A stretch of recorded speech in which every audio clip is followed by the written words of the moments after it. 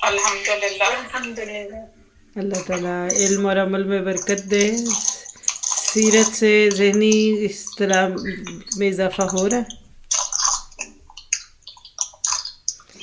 پوری کوشش کیجئے کہ سیرت کو پورا جذب کریں۔ نبی صلی اللہ علیہ وسلم کی شخصیت اور آپ کی پرسنالٹی جو تھی اس میں بہت ہی زیادہ رہنمائی ہے۔ ہم جو کچھ بھی پڑھتے ہیں نا، سیرت ہمارے عام پڑھے ہوئے سبق کے اندر ایک اتنی خوبصورت کہہ لیجئے کہ کردار سازی کرتی ہے ہماری کہ ہم اس میں کھو جاتے ہیں۔ اور اسپیشلی جب آپ میں زندگی میں کچھ بھی کرنا جو چاہتے ہیں تو پھر نبی صلی اللہ علیہ وسلم سے بہتر رول ماڈل ہمارے لیے کون ہوگا؟ ممکن ہی نہیں کہ ایسا کوئی ہو، ہم کسی کا تصور بھی نہیں کر سکتے۔ تو اللہ سے دعا ہے کہ وہ ہمیں اپنے پیارے نبی کی سیرت پہ غور و فکر کی توفیق دے۔ آج ہم پڑھیں گے پیج نمبر 475 سے نئی تبدیلی، یعنی کیسے زندگی میں تبدیلیاں آتی ہیں اور اللہ تعالیٰ کیسے قوموں کی زندگی میں چینجز لاتا ہے۔ یہ واقعی ہم سب کے لیے ایک بہت ہی خوبصورت موڑ بھی ہے اس بات کو کرنے کا اور سیکھنے کا۔ آئیے شروع کرتے ہیں۔ نحمدہ ونصلی علی رسولہ الکریم، اما بعد فاعوذ باللہ من الشیطان الرجیم، رب اشرح لی صدری ویسر لی امری واحلل عقدۃ من لسانی یفقہوا قولی، رب یسر ولا تعسر وتمم بالخیر۔ نئی تبدیلی، پیج نمبر 475 رحیق و مختوم۔ ہم دوسرا مرحلہ دیکھیں گے کہ نبی صلی اللہ علیہ وسلم کی زندگی میں ایک اور ٹرننگ پوائنٹ کیا ہوا؟ صلح حدیبیہ۔ صلح حدیبیہ در حقیقت اسلام اور مسلمانوں کی زندگی میں ایک نئی تبدیلی کا آغاز تھا۔ چونکہ اسلام کی عداوت اور دشمنی میں قریش سب سے مضبوط، ہٹ دھرم اور لڑاکا قوم کی حیثیت رکھتے تھے، اس لیے جب وہ جنگ کے میدان میں پسپا ہو کر امن و سلامتی کی طرف آ گئے، کیونکہ ایک شک تھی نا کہ اب جنگ نہیں ہوگی 10 سال، تو احزاب کے 3 بازوؤں قریش، غطفان اور یہود میں سے سب سے مضبوط بازو کٹ گیا، یعنی قریش۔ اور چونکہ قریش ہی پورے جزیرۃ العرب میں بت پرستی کے نمائندے اور سربراہ تھے، اس لیے میدان جنگ سے ان کے ہٹتے ہی بت پرستوں کے جذبات سرد پڑ گئے اور ان کی دشمنانہ روش میں بڑی حد تک تبدیلی آ گئی۔ چنانچہ ہم دیکھتے ہیں کہ صلح کے بعد غطفان کی طرف سے بھی کسی بڑی تگ و دو اور شور و شر کا مظاہرہ نہیں ہوا، بلکہ انہوں نے کچھ کیا بھی تو یہود کے بھڑکانے پر۔ اتنی سی بات سے کیا سیکھا آپ نے؟ آپ دیکھیے کہ انسان ایک دوسرے کو جیسے نیکیوں پہ معاونت دیتا ہے، یا امرون بالمعروف ہوتا ہے نا، تو ایک سے دوسرے کو رغبت ملتی ہے، تو انسان اکیلے کام کرنے کی بجائے دوسروں کے ساتھ مل کر زیادہ اچھا کام کرتا ہے۔ اسی طرح سے برے کام، غلط ارادے، دشمنیاں، جنگیں، لڑائیاں، یہ بھی ایک دوسرے کے بھڑکانے پہ ہوتی ہیں۔ ایک ٹھنڈا پڑ جائے تو باقی بھی ٹھنڈے پڑ جاتے ہیں۔ تو زندگی میں اپنے لیے ہمیشہ ایک گول بنائیے کہ مالک میں نے کبھی بھی کسی برے کام میں مددگار نہیں بننا۔ آپ تھوڑا سا پیچھے ہو جائیے، بیک کر دیجئے، آپ دیکھیں گے کہ بہت سارے لوگ جو ہیں وہ خود بخود پیچھے ہوں گے تو حوصلے ٹوٹ جاتے ہیں۔ کبھی کبھی ہم خاموش گواہ ہوتے ہیں، کھڑے رہتے ہیں، چلو کوئی نہیں، ہم تو ایسے ہی جا رہے ہیں، ہم تو ایسے ہی بیٹھ رہے ہیں۔ نہیں، آپ برائی کو پروموٹ کرنے والے بنیں گے تو جب قریش جنگ سے پیچھے ہٹے تو باقیوں کو بھی لڑنے میں کچھ مزہ نہ آیا۔ جہاں تک یہود کا تعلق ہے تو وہ یثرب سے جلا وطنی کے بعد خیبر کو اپنی دسیسہ کاریوں اور سازشوں کا اڈا بنا چکے تھے۔ وہاں ان کے شیطان انڈے بچے دے رہے تھے اور فتنے کی آگ بھڑکانے میں مصروف تھے۔ وہ مدینہ کے گرد و پیش آباد بدوؤں کو بھڑکاتے رہتے تھے اور نبی صلی اللہ علیہ وسلم اور مسلمانوں کے خاتمے یا کم از کم انہیں بڑے پیمانے پر ذکر پہنچانے کی تدبیریں سوچتے رہتے تھے۔ اس لیے صلح حدیبیہ کے بعد نبی صلی اللہ علیہ وسلم نے سب سے پہلا اور فیصلہ کن راست اقدام اسی مرکز سے شر و فساد کے خلاف کیا۔ اس سے بھی عمل کی بات لیجئے۔ مومن کے لیے کام کرنے کے مواقع ہمیشہ موجود رہتے ہیں۔ جب آپ کو ایک طرف سے تھوڑا سا سکون ہو تو پھر دوسرا کام شروع کر دیجئے، جب دوسرا پورا ہو جائے تو تیسرا کر دیجئے۔ اور دوسری بات، ایک بیدار مغز لیڈر۔ نبی صلی اللہ علیہ وسلم کی شخصیت ہر طرف نظر رکھنے والے لیڈر کی شخصیت تھی۔ کچھ لیڈروں کو پتہ نہیں ہوتا ان کی کرسی کے پیچھے کیا ہو رہا ہے، لوگ ان کے اٹھتے ہی وہاں سے جاتے ہیں، کرتے کیا ہیں، کہتے کیا ہیں۔ تو عقل مند لیڈر کون ہوتا ہے؟ جو ہر طرح سے اسلام کو محفوظ رکھنا چاہتا ہے اور اس کے دفاع کی کوششیں کرتا ہے۔ بہرحال امن کے اس مرحلے پر جو صلح حدیبیہ کے بعد شروع ہوا تھا، مسلمانوں کو اسلامی دعوت پھیلانے اور تبلیغ کرنے کا اہم موقع ہاتھ آ گیا تھا۔ اس لیے اس میدان میں ان کی سرگرمیاں تیز تر ہو گئیں، جو جنگی سرگرمیوں پر غالب رہیں۔ لہٰذا مناسب ہوگا کہ اس دور کی دو قسمیں کر دی جائیں۔ یعنی یہاں ایک اور عمل کی بات لے لیجئے۔ صلح حدیبیہ بظاہر ایک بہت کڑوا گھونٹ تھا جو مسلمانوں نے بھرا، لیکن اس کے پیچھے خیر کیا تھی کہ اسلام کی دعوت پھیلانے اور تبلیغ کا موقع ہاتھ آ گیا۔ دیکھیں انسان اپنی صلاحیتوں کے ساتھ لمیٹڈ ہوتا ہے۔ ایک وقت میں آپ ایک کام کر لیتے ہیں، آپ دو بھی کر لیتے ہیں، لیکن کبھی کبھی ایسا محسوس ہوتا ہے کہ کسی بھی کام کا حق ادا نہیں ہو رہا۔ لیکن جب آپ کوئی کام کرتے ہیں اور اس کو فوکسڈ ہو کے کرتے ہیں تو اس میں خیر بہت ہوتی ہے۔ تو دعوت کے لیے اتنا خوبصورت پلیٹ فارم بننا ہی نہیں تھا آج تک، جو حدیبیہ کی جنگ نہ کرنے کی شک کی وجہ سے بن گیا۔ تو مومن کو ہمیشہ خیر ڈھونڈنی چاہیے، شر میں سے خیر نکالنا اللہ کی سنت ہے۔ آسان تکرہوا شیئا وہو خیر لکم، ہو سکتا ہے کہ تمہیں کوئی چیز بری لگے تو اس میں خیر ہو۔ تو یہ جو آج کل کا جو دور چل رہا ہے اور لاک ڈاؤن اور اس طرح کے جو وائرسز ہیں، اس کی خیر بھی ڈھونڈا کریں اور آپ اپنی ذات سے لوگوں کو خیر دیجئے اور خیر دیجئے اور خیر دیجئے۔ شر کی، خوف کی، اندیشوں کی کھولانے والی خبریں دینے والے دنیا میں بہت ہیں، ان کو کرنے دیجئے اپنا کام، لیکن آپ ہمیشہ اندھیروں میں چراغ جلائیے، نا امیدیوں میں امید جلائیے، انشاءاللہ خیر ہوگی۔ بہرحال امن کے اس مرحلے پر جو صلح حدیبیہ کے بعد شروع ہوا تھا، مسلمانوں کو دعوت اسلامی پھیلانے اور تبلیغ کرنے کا اہم موقع ہاتھ آ گیا تھا۔ اس لیے اس میدان میں ان کی سرگرمیاں تیز تر ہو گئیں، جو جنگی سرگرمیوں پر غالب رہیں۔ لہٰذا مناسب ہوگا کہ اس دور کی دو قسمیں کر دی جائیں۔ ایک ہے تبلیغی سرگرمیاں کہتے ہیں ایکٹیویٹیز کو، یعنی دعویٰ ایکٹیویٹیز، اور بادشاہوں اور سربراہوں کے نام خطوط، جو بھی اصل میں دعویٰ ہی کی ایک فارم تھی، اور دوسری طرف ہے جنگی سرگرمیاں، وار ایکٹیویٹیز۔ پھر بیجا نہ ہوگا کہ اس مرحلے کی جنگی سرگرمیاں پیش کرنے سے پہلے بادشاہوں اور سربراہوں کے نام خطوط کی تفصیلات پیش کر دی جائیں، کیونکہ طبعی طور پر اسلامی دعوت مقدم ہے، بلکہ یہی وہ اصل مقصد ہے جس کے لیے مسلمانوں نے طرح طرح کی مشکلات و مصائب، جنگ اور فتنے، ہنگامے اور اضطرابات برداشت کیے تھے۔ تو یہاں سے اب ہم پڑھیں گے بادشاہوں اور امراء کے نام خطوط، اور اس سے ایک سائڈ کی بات نوٹ کیجئے کہ جنہوں نے کام کرنا ہوتا ہے نا، جن کو اپنی زندگی کی بہت ہی مختصر ہونے کی کیفیت یاد رہتی ہے نا، وہ پھر مواقع کے متلاشی رہتے ہیں۔ وہ یہ نہیں کہتے لوگ ہمیں کہیں، لوگ ہمیں انوائٹ کریں، لوگ بلائیں، لوگ پوچھیں، پھر کام کریں گے۔ جن کو کام کرنا ہوتا ہے وہ تو آ کے پوچھتے ہیں، یسألونک ماذا ينفقون، ہم کیا خرچ کریں، اپنی صلاحیتیں کدھر لگائیں، اپنا وقت کدھر لگائیں، اپنا مال کدھر لگائیں۔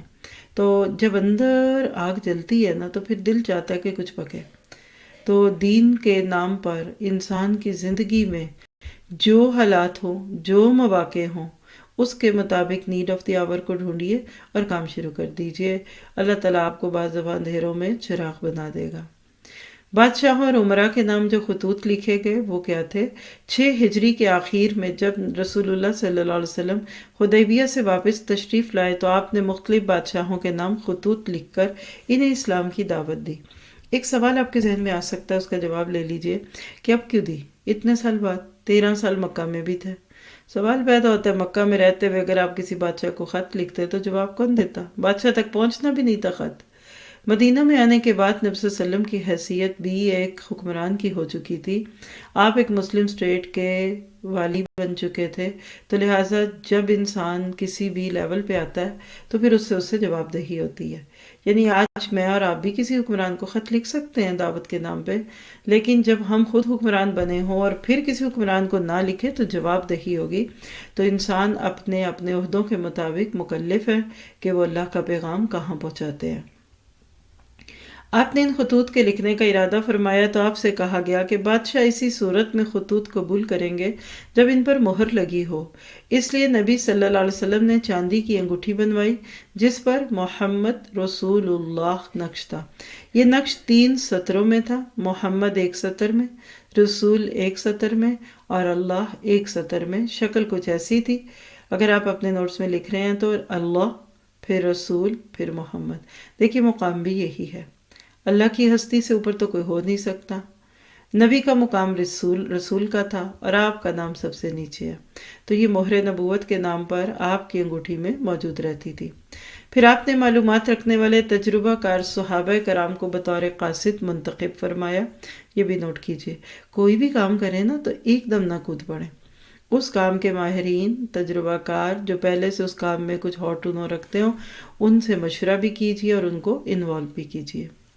اور انہیں بادشاہوں کے پاس خطوط دے کر روانہ فرمایا، کیونکہ دیکھیے دوسروں کے تجربوں سے فائدہ اٹھانا عقل مندی ہے۔ کچھ لوگ ساری زندگی ٹرائل اینڈ ایرر کرتے ہوئے چلے جاتے ہیں اور پختگی آنے سے پہلے رخصتی کا وقت آ جاتا ہے۔ علامہ منصور پوری نے وثوق کا مراجع کے یقین کے ساتھ بیان کیا ہے کہ آپ نے یہ قاصد اپنی خیبر روانگی سے چند دن پہلے یکم محرم سن 7 ہجری کو روانہ فرمائے تھے۔ آگے ہم ان خطوط اور ان پر مرتب ہونے والے کچھ اثرات، یعنی ان خطوں کا کیا جواب آیا، کیا رسپانس ملا، وہ ہم دیکھیں گے۔ سب سے پہلا خط جو اللہ کے نبی نے لکھا تھا یا لکھوایا تھا یا بھیجا تھا، نجاشی شاہ حبش کے نام خط۔ دیکھیے نجاشی ٹائٹل ہوتا تھا حبشہ کے بادشاہوں کا، اور لفظ حبشہ کے ساتھ ذہن میں رکھیے ایتھوپینز، بلیک لوگ تھے۔ ایتھوپیا آج بھی آپ دیکھیں کہ افریقہ کے ان علاقوں میں آتا ہے کہ جہاں بہت زیادہ خوشحالی نہیں ہے، لیکن نبی صلی اللہ علیہ وسلم کے دور میں بھی اس کی ایک سیاسی حیثیت تھی۔ اس نجاشی کا نام، یعنی ہر بادشاہ کو نجاشی کہتے تھے، اور جس کو خط گیا اس کا نام اسہمہ بن ابہر تھا۔ نبی صلی اللہ علیہ وسلم نے اس کے نام جو خط لکھا، اسے عمر بن امیہ دمری کے ہاتھوں سے سن 6 ہجری کے آخر میں یا 7 ہجری کے شروع میں روانہ فرمایا۔ اس دور میں تو 10 بدست ہوتے تھے نا، کوئی پوسٹ سسٹم تو تھا نہیں، اور کبوتروں سے بھی نہیں تھے لوگ بھیجتے ہوں گے شاید، تو بہرحال لوگ خود خط لے کر جاتے تھے، خاص طور پہ شاخی خطوط۔ طبری نے اس خط کی عبارت ذکر کی ہے، لیکن اگر اسے بنظر غائر دیکھا جائے، یعنی اوپر سے دیکھا جائے، سطحی سا موٹی موٹی نگاہ ڈالی جائے، تو اندازہ ہوتا ہے کہ یہ وہ خط نہیں ہے جسے رسول اللہ صلی اللہ علیہ وسلم نے صلح حدیبیہ کے بعد لکھا تھا، بلکہ یہ غالباً اس خط کی عبارت ہے جسے آپ نے مکی دور میں حضرت جعفر کو ان کی ہجرت حبشہ کے وقت دیا تھا، کیونکہ خط کے اخیر میں ان مہاجرین کا تذکرہ ان الفاظ میں کیا گیا ہے، وَقَدْ بَعِثْتُ إِلَيْكُمْ ابْنَ عَمِّ جَعْفَرًا وَمَعَهُ نَفَرٌ مِّنَ الْمُسْلِمِينَ فَإِذَا جَاءَكَ فَقْرَهُمْ وَدَلْ تَجَبُّرْ۔ میں نے تمہارے پاس اپنے چچیرے بھائی جعفر کو مسلمانوں کی ایک جماعت کے ساتھ روانہ کیا ہے۔ جب وہ تمہارے پاس پہنچیں تو انہیں اپنے پاس ٹھہرانا اور جبر اختیار نہ کرنا۔ بہقی نے ابن عباس رضی اللہ عنہ سے ایک اور خط کی عبارت روایت کی ہے جسے نبی صلی اللہ علیہ وسلم نے نجاشی کے پاس روانہ کیا تھا۔ اس کا ترجمہ یہ ہے، یہ خط ہے محمد نبی صلی اللہ علیہ وسلم کی طرف سے نجاشی اسہم شاہ حبش کے نام۔ خط کے لفظ الفاظ سنیے اور قربان جائیے اللہ کے نبی کی فہم اور فراست پہ۔ اس پر سلام جو ہدایت کی پیروی کرے، سلام من اتبع الہدی۔ یہ انداز ہے ایسے شخص کو خط بھیجنے کا کہ جس کے ابھی اسلام کے لانے پہ یقین نہ ہو، تو سلامتی تو اسی پہ ہی ہے نا جو ہدایت کی پیروی کرے اور اللہ رسول پر ایمان لائے۔ میں شہادت دیتا ہوں کہ اللہ وحدہ لا شریک لہ کے سوا کوئی لائق عبادت نہیں، اس نے نہ کوئی بیوی اختیار کی نہ لڑکا، اور میں اس کی بھی شہادت دیتا ہوں کہ محمد صلی اللہ علیہ وسلم اس کے بندے اور رسول ہیں، اور میں تمہیں اسلام کی دعوت دیتا ہوں کیونکہ میں اس کا رسول ہوں، لہٰذا اسلام لاؤ سلامت رہو گے۔ کیا خوبصورت جملہ ہے، اسلم تسلم۔ اے اہل کتاب، ایک ایسی بات کی طرف آؤ جو ہمارے اور تمہارے درمیان برابر ہے کہ ہم اللہ کے سوا کسی اور کی عبادت نہ کریں، اس کے ساتھ کسی کو شریک نہ ٹھہرائیں، اور ہم میں سے بعض کو اللہ کی بجائے رب نہ بنائے۔ پس اگر وہ منہ موڑیں تو کہہ دو کہ گواہ رہو ہم مسلمان ہیں۔ اگر تم نے یہ دعوت قبول نہ کی تو تم پر اپنی قوم کے نصارہ کا گناہ ہے۔ کتنا دو ٹوک خط ہے، اب دیکھیے کہ کامن گراؤنڈ ہے، تعالوا الی کلمۃ سواء بیننا و بینکم، یہ انداز سورۃ آل عمران میں سکھایا گیا۔ ہمیشہ کامن گراؤنڈز پہ بات کریں، اختلافات کو ہوا نہ دیجیے، چاہے کوئی مسلمان مسلک کسی دوسرے مسلک والے کو کچھ لکھے، کوئی غیر مسلم کو لکھا جائے، ہمیشہ کوشش کیجیے کہ وہ باتیں لی جائیں جو دونوں میں کامن ہو، اور جو مین ایشو ہو، جو مسئلہ ہو، جو اس قوم کا ایشو ہے۔ جیسے اس وقت کرسچنس میں حضرت عیسیٰ کی ابنیت کا ایشو بن چکا تھا، تو اسی لیے کہا کہ نہ بیوی ہے نہ بیٹا۔ کیا پتہ چلا کہ جو مرض ہے اس کو بھی ٹچ کیا جائے گا، لیکن انداز بہت حکیمانہ ہوگا، ریپنگ سٹائل ہوگا، اور ساتھ ہی دیکھیں اینڈ پہ کیا کہ نہیں مانو کوئی بات نہیں، لیکن گناہ تمہارے سر پہ ہوگا، یعنی اس کے برے انجام کی خبر بھی دے دی تاکہ وہ ایک دفعہ تو ضرور سوچے۔ ڈاکٹر حمید اللہ صاحب پاریس نے ایک اور خط کی عبارت درج کی جو ماضی قریب میں دستیاب ہوا، اور صرف ایک لفظ کے اختلاف کے ساتھ یہی خط علامہ ابن قیم رحمہ اللہ کی کتاب زاد المعاد میں بھی موجود ہے۔ ڈاکٹر صاحب موصوف نے اس خط کی عبارت کی تحقیق میں بڑی عرق ریزی سے کام لیا، یعنی پسینہ بہایا، دور جدید کے اکتشافات سے بہت کچھ فائدہ اٹھایا، اور اس خط کا فوٹو کا کتاب کے اندر ثبت فرمایا ہے۔ خط کا ترجمہ سن لیجئے۔ بسم اللہ الرحمن الرحیم، محمد رسول اللہ صلی اللہ علیہ وسلم کی جانب سے نجاشی عظیم حبشہ کے نام۔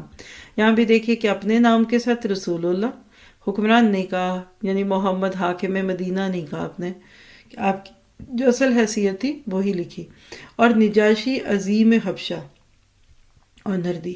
اللہ کے نبی نے بھی فرمایا کہ انزل الناس منازلہم، لوگوں کو ان کے مرتبے کے مطابق عزت دو، تو اللہ کے نبی نے بڑی عزت کے ساتھ پکارا اس کو۔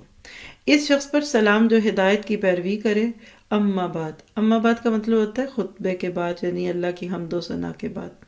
میں تمہاری طرف اللہ کی حمد کرتا ہوں جس کے سوا کوئی معبود نہیں، جو قدوس اور سلام ہے، امن دینے والا، محافظ اور نگران ہے، اور میں شہادت دیتا ہوں کہ عیسیٰ ابن مریم اللہ کی روح اور اس کا کلمہ ہے۔ اللہ نے انہیں پاکیزہ اور پاک دامن مریم بطول کی طرف لگا دیا، بطول کی طرف ڈال دیا۔ یہ جو لفظ بطول ہے نا، کٹی ہوئی، بتبتل الیہ تبتیلا، سورۃ مزمل میں آتا ہے نا، سب سے کٹ کے ایک طرف ہونے والی، یعنی عزت کا کلمہ ہے۔ اور اس کی روح اور پھونک سے مریم عیسیٰ علیہ السلام کے لیے حاملہ ہوئیں، جیسے اللہ نے آدم کو اپنے ہاتھ سے پیدا کیا۔ میں اللہ وحدہ لا شریک لہ کی جانب اور اس کی اطاعت پر ایک دوسرے کی مدد کی جانب دعوت دیتا ہوں، اور اس بات کی طرف بلاتا ہوں کہ تم میری پیروی کرو، اور جو کچھ میرے پاس آیا ہے اس پر ایمان لاؤ، کیونکہ میں اللہ کا رسول ہوں، اور میں تمہیں اور تمہارے لشکر کو اللہ عز و جل کی طرف بلاتا ہوں، اور میں نے تبلیغ و نصیحت کر دی، لہٰذا میری نصیحت قبول کرو، اور اس شخص پر سلام جو ہدایت کی پیروی کرے۔ نفت اللہ انداز ہے، اور یہ بھی دیکھیے کہ خط میں اپنا نام آخر میں ہے، اور یعنی شروع میں، عموماً ہمارے ہاں تو خط میں نام پیچھے لکھ جاتے ہیں نا، اینڈ پہ پورا خط پڑھتے جائیں یا ای میل پڑھیں تو پتہ ہی نہیں چلتا کس کی بات ہے۔ نبی صلی اللہ علیہ وسلم نے ایسا نہیں کیا، اپنا بھی اور جس کو خط لکھا جاتا ہے اس کا بھی نام اکٹھا اوپر ہی لکھ دیا۔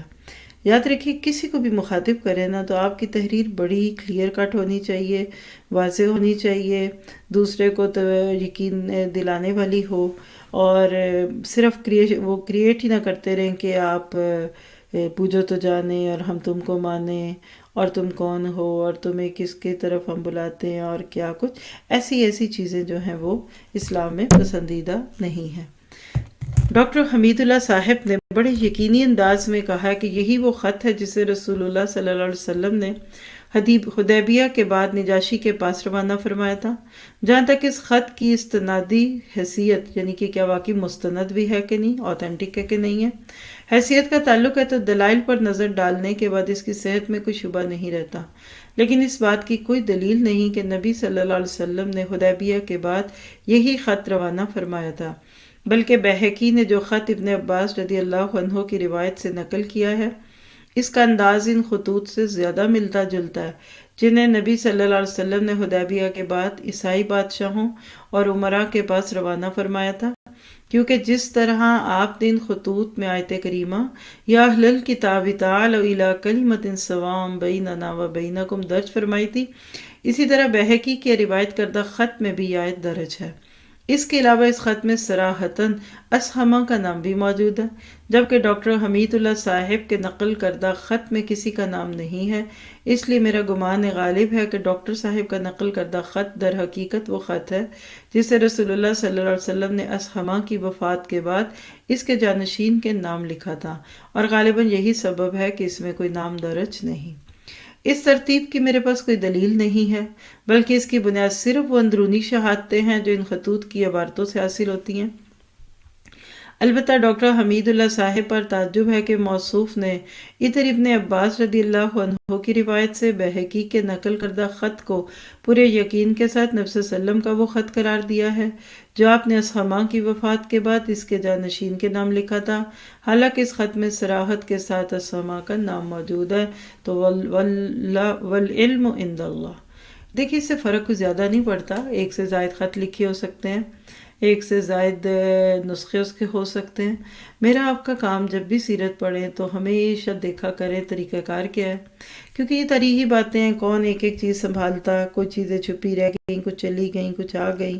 اصل تو بات ہدایت ہے کہ ہمیں بھی اپنے لیول پہ رہتے ہوئے، اگر ہم ڈاکٹر ہیں تو ڈاکٹرز میں، ٹیچر ہیں تو ٹیچرز میں، کسی بھی ملک میں تو اس ملک کے نام، اور اسی طرح سے جہاں ہماری پہنچ ہے وہاں تک دین کی بات کرتے رہے، باقی باریکیوں کو چھوڑ دیجیے۔ بہرحال جب عمر بن امیہ دمری رضی اللہ عنہ نے نبی صلی اللہ علیہ وسلم کا خط نجاشی کے حوالے کیا تو نجاشی نے اسے لے کر آنکھ پر رکھا اور تخت سے زمین پر اتر آیا، اور حضرت جعفر بن ابی طالب کے ہاتھ پر اسلام قبول کیا، اور نبی صلی اللہ علیہ وسلم کی طرف اس بارے میں خط لکھا جو یہ ہے: بسم اللہ الرحمن الرحیم، محمد رسول اللہ صلی اللہ علیہ وسلم کی خدمت میں نجاشی اسہمہ کی طرف سے۔ اس کے انداز میں عاجزی دیکھیے، جن دلوں میں تکبر اور کبر بڑائی ہو ان کو ہدایت نہیں ملتی، اس کو اس لیے مل گئی کہ اس کے اندر تکبر نہیں تھا۔ اللہ کے نبی کا نام بھی بڑی عزت سے لکھ رہا ہے اور اپنے نام کے ساتھ بھی کوئی سابقہ علاقے نہیں ہے۔ اے اللہ کے نبی، آپ پر اللہ کی طرف سے سلام اور اس کی رحمت اور برکت ہو، وہ اللہ جس کے سوا کوئی لائق عبادت نہیں۔ اما بعد، اے اللہ کے رسول، مجھے آپ کا گرامی نامہ ملا جس میں آپ نے عیسیٰ علیہ السلام کا معاملہ ذکر کیا ہے۔ خدائے آسمان و زمین کی قسم، آپ نے جو کچھ ذکر فرمایا ہے، حضرت عیسیٰ علیہ السلام اس سے ایک تنکا بڑھ کر نہ تھے، وہ ویسے ہی ہیں جیسے آپ نے ذکر فرمایا۔ پھر آپ نے جو کچھ ہمارے پاس بھیجا ہم نے اسے جانا، اور آپ کے چچیرے بھائی اور آپ کے صحابہ کی مہمان نوازی کی، اور میں شہادت دیتا ہوں کہ آپ اللہ کے سچے اور پکے رسول ہیں۔ اور میں نے آپ سے بیعت کی اور آپ کے چچیرے بھائی سے بیعت کی، اور ان کے ہاتھ پر اللہ رب العالمین کے لیے اسلام قبول کیا۔ اللہ سینے کھول دے، جب اللہ دل کھولتا ہے نا تو اس طرح کے جواب آتے ہیں۔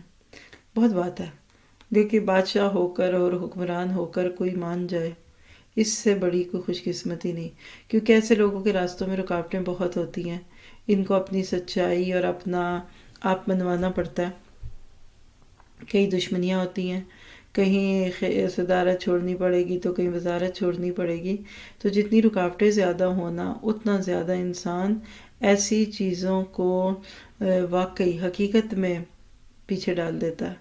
لیکن یہ شخص مسلمان ہو گئے۔ نبی صلی اللہ علیہ وسلم نے نجاشی سے یہ بھی طلب کیا تھا کہ وہ حضرت جعفر اور دوسرے مہاجرین حبشہ کو روانہ کر دے، چنانچہ اس نے حضرت عمر بن امیہ دمری کے ساتھ عمر بن امیہ دمری کے ساتھ 2 کشتیوں میں ان کی روانگی کا انتظام کر دیا۔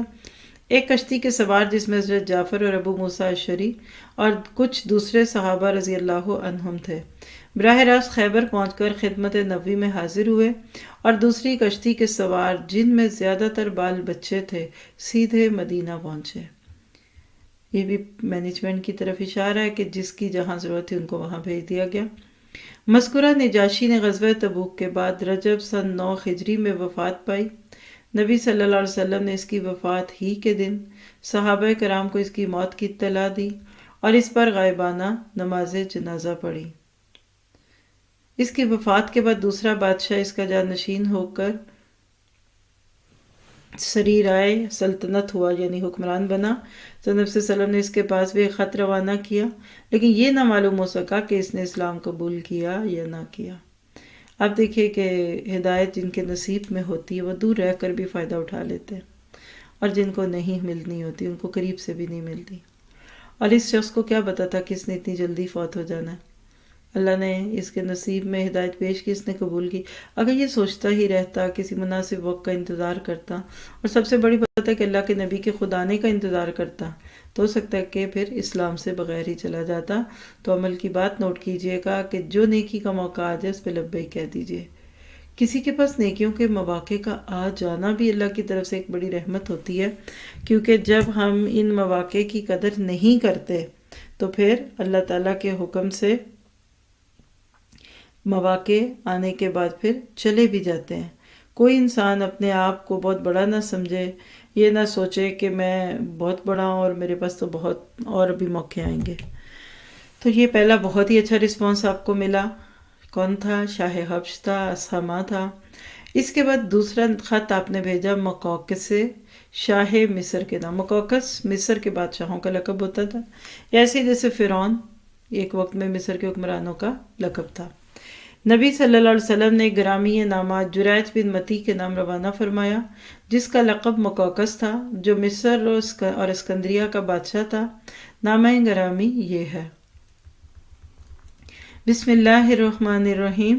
اللہ کے بندے اور اس کے رسول محمد صلی اللہ علیہ وسلم کی طرف سے مقوقس عظیم قبط کی طرف، اس پر سلام جو ہدایت کی پیروی کرے۔ یہ بھی بہت اہم بات ہے، دیکھیں خط لکھ کر ان لوگوں کو ڈسٹرب نہیں کیا،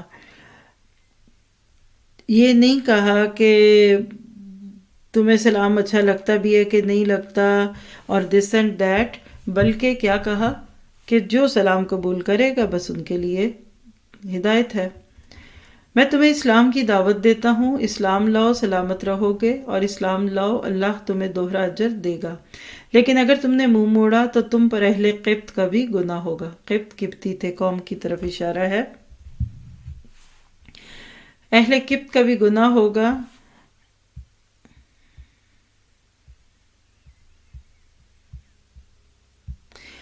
اہل قبط ایک ایسی بات کی طرف آؤ جو ہمارے اور تمہارے درمیان برابر ہے کہ ہم اللہ کے سوا کسی کی عبادت نہ کریں اور اس کے ساتھ کسی چیز کو شریک نہ ٹھہرائیں، اور ہم میں سے بعض کو اللہ کی بجائے رب نہ بنائیں۔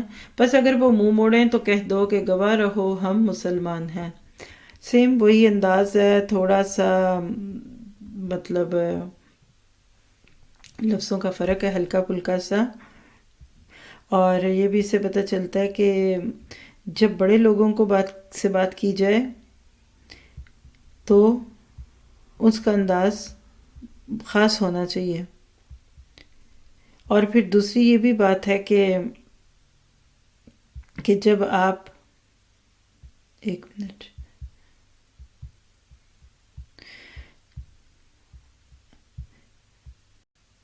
یعنی جھول نہیں ہونا چاہیے گفتگو میں یا بات میں۔ خیر، خط تو ملتا جلتا تھا۔ اس خط کو پہنچانے کے لیے حضرت خاطب بن ابی بلتہ کا انتخاب فرمایا گیا۔ وہ مقوقس کے دربار میں پہنچے تو فرمایا، اس زمین پر تم سے پہلے ایک شخص گزرا ہے جو اپنے آپ کو رب اعلیٰ سمجھتا تھا۔ کس کی طرف اشارہ؟ فرعون کی طرف۔ اللہ نے اسے آخر و اول کے لیے عبرت بنا دیا۔ پہلے تو اس کے ذریعے لوگوں سے انتقام لیا، پھر خود اس کو انتقام کا نشانہ بنایا۔ لہٰذا دوسرے سے عبرت پکڑو، ایسا نہ ہو کہ دوسرے تم سے عبرت پکڑیں۔ دیکھیے انداز کیا خوبصورت ہے کہ عبرت پکڑ لو، ایسا نہ ہو کہ دوسرے پھر تم سے عبرت پکڑیں۔ یعنی کبھی کبھی پھر ڈائریکٹ سٹائل بھی ہونا چاہیے شعور کو بیدار کرنے کے لیے۔ مقوقس نے کہا، ہمارا ایک دین ہے جسے ہم چھوڑ نہیں سکتے جب تک کہ اس سے بہتر دین نہ مل جائے۔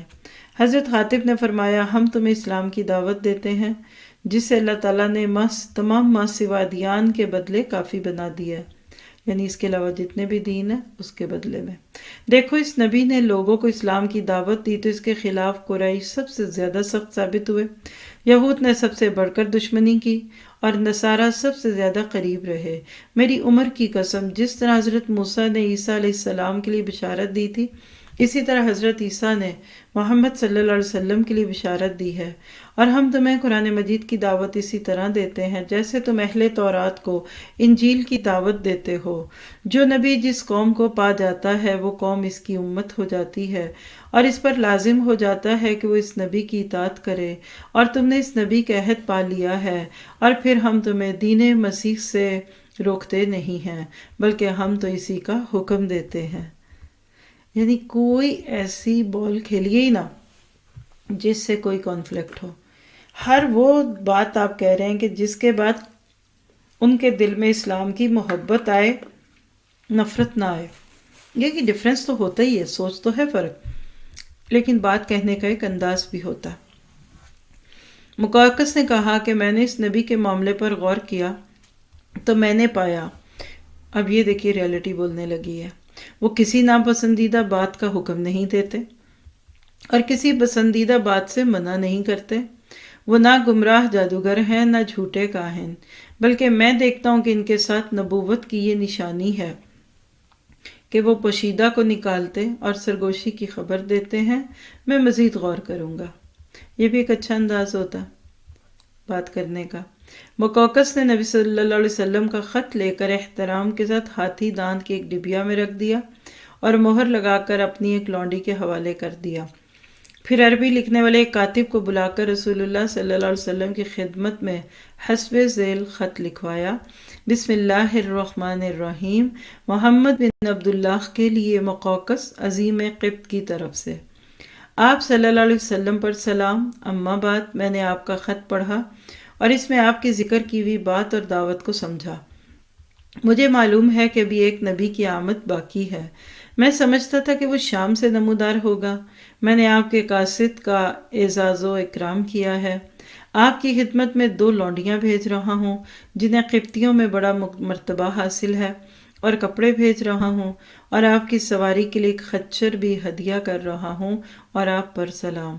مقوقس نے اس پر کوئی اضافہ نہیں کیا، اسلام نہیں لایا۔ دونوں لونڈیاں ماریا اور سیریں تھیں۔ خچر کا نام دلدل تھا، جو حضرت معاویہ رضی اللہ عنہ کے زمانے تک باقی رہا۔ نبی صلی اللہ علیہ وسلم نے ماریا کو اپنے پاس رکھا، اور انہی کے بطن سے نبی صلی اللہ علیہ وسلم کے صاحبزادے ابراہیم پیدا ہوئے، اور سیریں کو حضرت حسان بن ثابت انصاری کے حوالے کر دیا۔ تو کیا پتہ چلا کہ کچھ لوگ نو بھی کہتے ہیں تو بہت ہی خوبصورت طریقے سے کہتے ہیں۔ اصل میں یہی چیز ہے کہ انسان جتنا زیادہ کسی بھی چیز کو لیتا ہے حق کے ساتھ، سچ کے ساتھ، تو اتنا ہی اللہ تعالیٰ پھر اس کو اس میں برکت دیتا ہے۔ تو یہ پڑھنے کے بعد جو بھی چیز میرے دل میں آ رہی تھی وہ بھی شیئر کر دیتی ہوں کہ نبی صلی اللہ علیہ وسلم نے تو دعوت کا حق ادا کیا، پیغام پہنچایا، اور جس کے نصیب میں تھا اس کو مل گیا۔ آپ اور میں بھی کبھی بھی کسی کے معاملے میں بخل نہ کریں۔ شاید اللہ تعالیٰ نے کسی کی ہدایت آپ کے ذریعے لکھی ہو، شاید کچھ عرصے بعد مل جائے، شاید ابھی نہ ملی تو یہ کلی کسی اور وقت پہ کھل جائے، لیکن کوشش کرتے رہیں۔ اپنے ہمسایوں میں، اپنے قرب و جوار میں ان کو دیکھیے۔ ذرا سا اس پہ یہ بھی غور کیجئے کہ بادشاہوں کو خط لکھنا مشکل ہے یا ماسیوں اور میڈس کو اور ڈرائیورز کو اور کہہ لیجئے نیبرز کو بات کرنا؟ وہ تو ہماری جیسے سٹیٹس کے لوگ ہیں نا۔ تو ہمیشہ حق بات کی بات کرتے رہیے، تڑپتے رہیے، اللہ سے یہ دعا کریں کہ اللہ ہمیں دوسروں کی دعائیں لینے والا بنائے، ان کی ہدایت کا ذریعہ بنائے، اور ہم سے اللہ تعالیٰ بہترین طریقے سے کام لے لے۔ سبحانک اللہم و بحمدک اشہد ان لا الہ الا انت استغفرک و اتوب الیک۔ آپ لوگ شیئر کر سکتے ہیں، کوئی سوال ہے تو وہ بھی پوچھ سکتے ہیں۔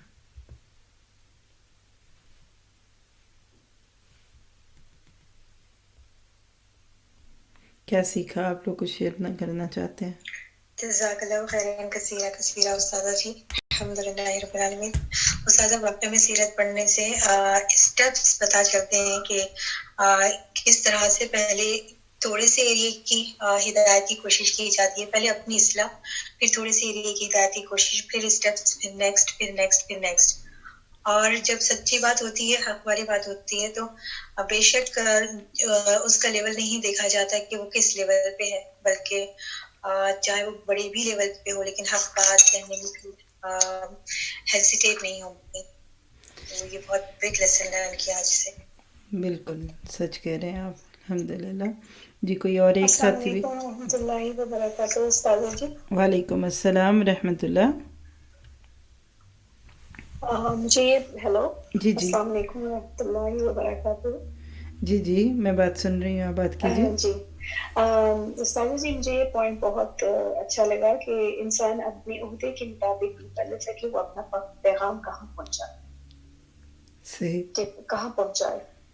तो इसमें हम हर एक के लिए एक लेसन है कि जिस तरह से नबी सल्लल्लाहु अलैहि वसल्लम ने अपने जब वो इवन जब मक्का में थे या मदीना में जब वो हुक्मरान बने तो उन्होंने अपने वो सील बनवाई और मतलब जो अंगूठी बनवाई और फिर खतूत भेजे और जहाँ जहाँ तक वो इस्लाम को फैला सकते थे अपने क्वेश्चन से उन्होंने किया। तो इस तरह से उनसे ही हमें सबक मिलता है कि लेसन मिलता है कि हमें भी अपने तौर पे छोटी से छोटी कोशिश या बड़ी से बड़ी कोशिश करनी चाहिए कि हम अपनी ज़ात से जो है किसी दूसरे को फायदा पहुंचाएं। जी बिल्कुल, और हम बाज़ दफ़ा बड़ी बड़ी बातों की फिक्र करते हैं। मैं वालेकुम शमीम बात अस्सलाम। कर रही हूँ, आवाज आ रही है क्या? जी जी आप बात कीजिए।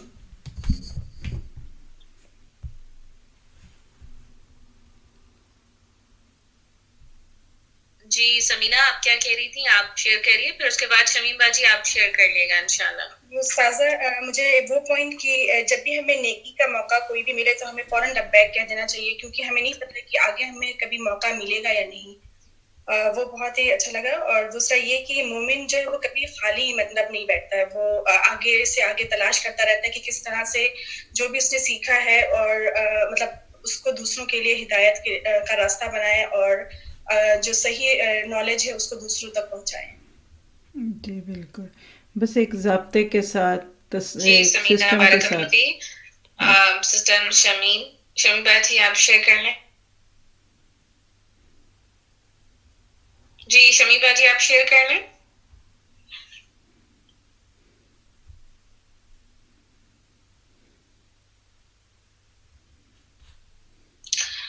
कोई और शेयर करना चाहेगा पॉइंट? अस्सलाम वालेकुम। ये पॉइंट मुझे बहुत अच्छा लगा कि अस्सलाम वालेकुम, आवाज आ रही है क्या? जी जी आप बात कर लीजिए। मेरी आवाज आई क्या आपको? शमीम बाजी आपकी आवाज आ जाती है लेकिन फिर चली भी जाती है, तो आ रही है? जी आप शेयर कर लीजिए पहले। वैसे सिस्टम मुबीहा कर रही थी लेकिन ठीक है आप कर लीजिए। थोड़ा कुछ गड़बड़ कर लो या नहीं? जी कर लीजिए आप। जी आप स्टार्ट करिए। ओके, अस्सलाम वालेकुम रब्बिशरह सदरी व यस्सिर ली अमरी वाहलुल उक़दतम मिन लिसानी यफ़क़हू क़ौली। अमल मुझे अच्छी लगी थी ये बात जो एक तो समीना जो शेयर की कि नेकी का मौका आए तो उस पर लब्बैक कहें, और दूसरी बात ये कि हक बात कहने में हेसिटेट नहीं करना चाहिए और जरूर कह देना चाहिए। अल्हम्दुलिल्लाह, बारकल्लाह फी। जी सिस्टर मुबीहा। मुझे ये पॉइंट बहुत अच्छा लगा कि जब किसी के पास नेकी के मौके आते हैं तो अल्लाह की तरफ से एक रहमत होती है, तो ये काफी दिल को टच किया। और फिर ये पॉइंट के जब मौके आते हैं तो चले भी जाते हैं, तो उन्हें अवेल कर लें। बिल्कुल जी बारकल्लाह फी। नेक्स्ट कौन है? जी अस्सलाम वालेकुम वरहमतुल्लाहि वबरकातुहू। जी वालेकुम अस्सलाम। ये बहुत अच्छा पॉइंट था कि जिन्होंने काम करना होता है वो मौके की तलाश में रहते हैं। मतलब हम अगर वेट ही करते रहें और कहेंगे कि हमें कोई आके कुछ करे तो फिर हम करेंगे, तो वो बात नहीं होती। हमें खुद इसकी तलाश में रहना है, वरना ये मतलब दिस इज एन अपॉर्चुनिटी जो हम खुद लूज करेंगे। सही बिल्कुल।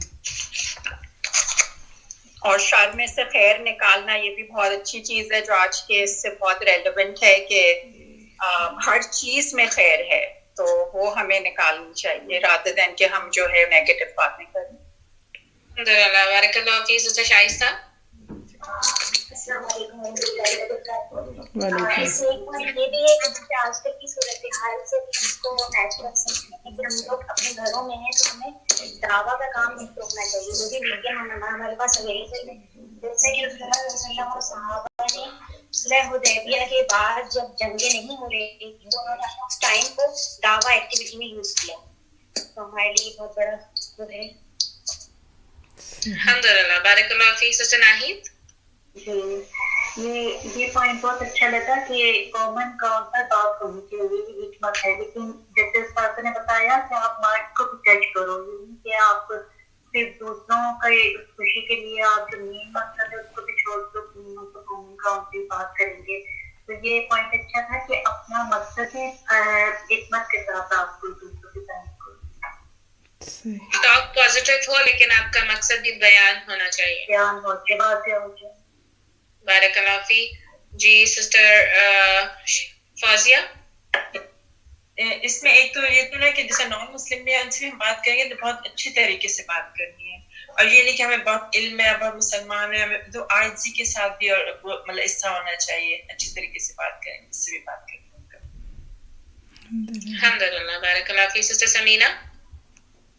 جی میں یہ سوچ رہی تھی کہ آج صبح سے جیسے ہم نے اسٹارٹ کیا اپنا لیسن خلاصہ قرآن سے, تو اس میں بھی ہم نے مطلب نبی صلی اللہ علیہ وسلم کے بارے میں پڑھا کہ کس طرح سے ان کی پوری زندگی کا, پھر بخاری میں بھی الحمدللہ, پھر یہاں تو الحمدللہ اس کو پڑھنے کے بعد پوری گائیڈ لائنس ہمیں مل رہی ہوتی ہیں کہ کس طرح سے ہمیں اپنی ایوری ڈے ایکٹیویٹیز میں, مطلب ایوری ڈے لائف میں کس طرح سے اس کو امپلیمنٹ کرنا ہے. تو الحمدللہ اللہ تعالیٰ کا لاکھ لاکھ شکر ہے کہ کتنے اچھے سے یہ پلان آؤٹ ہوا ہے کورس کی, صبح سے لے کے شام, مطلب جب تک ہم کلاس کرتے ہیں تو اس میں ہم نبی صلی اللہ علیہ وسلم سے مطلب قرب اور ان سے اپنی محبت کو مطلب زیادہ کر سکتے ہیں اسٹرانگ. الحمدللہ. بارک اللہ فی. اور آج صبح سے ہمارا جو ٹاپک سورہ احزاب میں رسول صلی اللہ علیہ وسلم کی پوری ازدواج زندگی کے بارے میں ہم لوگوں نے جو پڑھا, اور واقعی اس زیادہ تر عمل کے نقطے جو ہیں وہ میں آج ملے الحمدللہ. جی سسٹر شائستہ. جی سورہ احزاب سے ہی میں ریلیٹ کر کے بتاؤں گی کہ سورہ احزاب میں مہاجر مومنین کو بولا گیا تھا کہ اگر آپ کریں گے تو دوہرا اجر ملے گا. تو یہاں پہ بھی رسول اللہ صلی اللہ علیہ وسلم نے جو خط لکھا تھا بادشاہ کو, تو یہی مینشن کیا تھا اس میں کہ اگر تم فالو کرو گے تو دوہرا اجر ملے گا, اس لیے کہ تمہاری قوم بھی وہ دیکھ کر فالو کرے گی. الحمدللہ. بارک اللہ فی. سسٹر مریم. جی میں یہ سوچ رہی تھی کہ استاد نے جو یہ کہا کہ ہم ہدایت بہت لوگوں کی طرف جاتی ہے, مطلب ہدایت guidance will knock on your door, it's how we take it. Like کسی نے فوراً سے لبیک کہہ دیا, کسی نے کچھ کہا نہیں, بٹ میں اس میں سوچ رہی تھی کہ جب ہمارے پاس ہدایت آ رہی ہے تو ہم اس کو کیسے لے رہے ہیں. Like this how we should look at it, right. ہمیں اپرچونیٹیز بھی مل رہی ہیں اور ہمیں گائیڈنس بھی آ رہی ہے, لیکن اس کو ہم لے کیسے رہے ہیں, دیٹس ہر کسی کا الگ اپنا, جتنا اس کا دل میں گائیڈنس, دل میں شوق ہوگا اتنی ہی گائیڈنس بھی اس کو آئے گی, جتنی اس کی تڑپ ہوگی اتنی گائیڈنس بھی آئے گی. تو I was just thinking on that. جی بارک اللہ فی. سسٹر سسٹر نشان. جی مجھے یہ بہت اچھا لگا تھا پوائنٹ کہ جس کے نصیب میں ہدایت ہوتی ہے اس کو مل کر رہتی ہے, چاہے وہ جتنا دور ہو تو وہ لے لیتا ہے ہدایت. لیکن بعض دفعہ یہ ہوتا ہے کہ پھر جو رہتے ہوتے ہیں ہدایت کے لوگ تو وہ اس کو لے نہیں پاتے. تو اس میں جو ہے یہ اس میں آپ کے نصیب کی بھی بات ہے کہ جسے اللہ چاہتا ہے اسے ہدایت دیتا ہے, اور وہ خود ہی اس کو تڑپ اگر ہو تو جس طرح سے نجاشی جو ہے وہ دور تھا تو اس نے ہدایت لے لی, اور جو رسول اللہ صلی اللہ علیہ وسلم کے خاندان کے لوگ جو ان کے قریب رہتے تھے وہ نہ پائے. شائستہ آپ نے کیا سیکھا؟ جی الحمدللہ. بارک اللہ فی. استاذہ ہمارے ساتھ کچھ کہنا چاہ رہی تھی کہ وہ سب لوگ کہہ رہے تھے, میں کہہ نہیں پائی. جی جی بولیں. جس میں مجھے یہ بات بھی استاد کی اچھی ہے کہ مومن کو اپنے کام میں فوکس ہونی چاہیے, اور عقل مند وہ ہے جو اپنے اسلام کو محفوظ رکھے. بہت ہی ویلڈ پوائنٹ کہ عقل مند وہ ہے جو اپنے اسلام کو محفوظ رکھے, کیونکہ اگر اسلام نہیں تو پھر کوئی خیر نہیں. ٹھیک ہے, جزاک اللہ خیر واسن جزا. آپ کنٹینیو کیجیے آگے آپ کا جو بھی ہے پروگرام. پوائنٹ جو ہے وہ اینڈ میں کہ جس طرح سے مقوقس نے جو ہے وہ آپ کی دعوت کو مطلب تحفے تحائف فلونیوں کے ذریعے جو ہے اس نے اسلام تو قبول نہیں کیا, لیکن اس نے بڑی خوبصورتی سے انکار کیا. لیکن اس کے اس انکار میں جو ہے جو اس نے وہ جو نان ریلیجن تھی ان کے لیے فائدہ تھا کہ وہ اسلام قبول کر لیا. یعنی اس نے ڈس رسپیکٹ نہیں کی نا, اسلام تو قبول نہیں کیا لیکن اسلام کی اور نبی صلی اللہ علیہ وسلم کی رسپیکٹ کی ہے. اس نے رسپیکٹ کی اور بڑی خوبصورتی سے اس نے انکار بھی کیا تو بڑی خوبصورتی سے کیا، اور اس کا فائدہ جو ہے دوسرے لوگوں کو ہوا۔ جی یہ بھی ایک اچھا پوائنٹ ہے کہ کبھی بھی آپ کسی چیز کو بھی پیش کریں، مانے نہ مانے، لیکن ڈس ریسپیکٹفل نہیں ہونا چاہیے۔ نہیں ہے۔ ٹھیک ہے جی، جزاک اللہ خیر، اللہ تعالیٰ برکت دے۔ آپ لوگ کنٹینیو کیجیے اپنا، اگلا کوئی سیشن ہے تو اس کو انشاءاللہ آپ وائنڈ اپ کر لیجیے۔ جی